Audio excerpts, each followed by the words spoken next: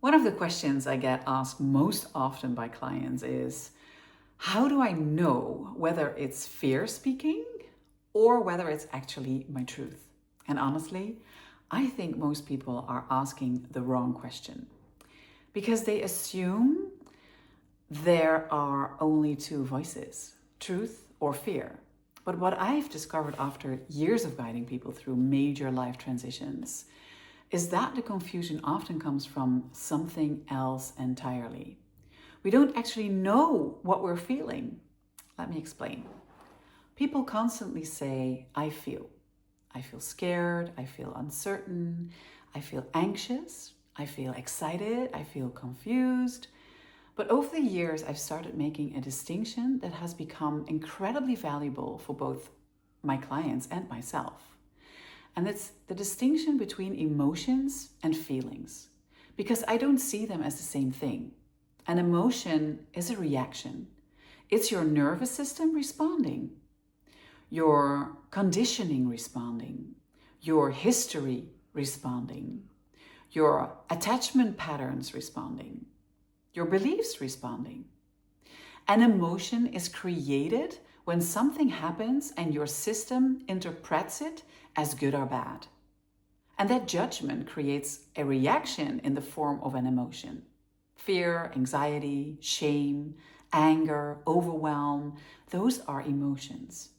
And they're important. I see them as invitations for your growth, but they don't necessarily tell you what is true.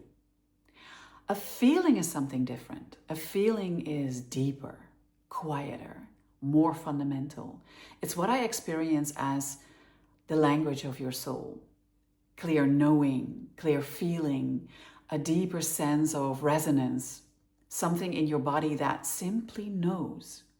And this distinction changed everything for me because for many years I assumed that if I felt fear, something must be wrong. But some of the biggest soul-aligned decisions of my life came with enormous fear.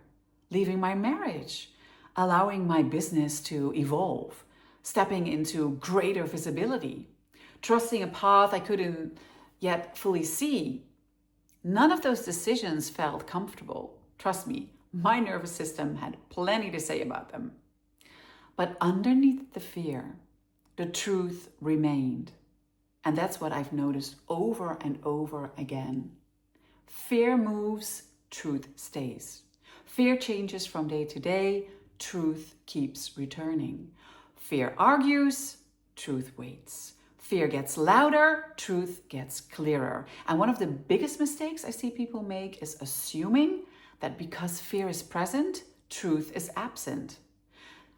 But often they are present at the same time. Your soul says, this is the next step. And your nervous system says, absolutely not. And now you're confused because both voices are speaking simultaneously. The question is not, am I feeling fear? The question is, what remains true underneath the fear? And this is where embodiment becomes so important because your truth is rarely found through more thinking. It is found through listening to your body, listening to your energy, listening to your deeper knowing. And one of the most beautiful signs I've learned to recognize is not strength. It is softening. Recently, during a session, a client shared that she had worked extensively on a particular wound and that she had learned to stand in her power. But what immediately was clear for me was maybe this isn't about becoming stronger. Maybe this is about becoming softer, because you can stand in your power and still be defended. You can stand in your power and still be bracing against life. You can stand in your power and still be carrying fear. But when truth lands deeply, something softens, something exhales, something relaxes.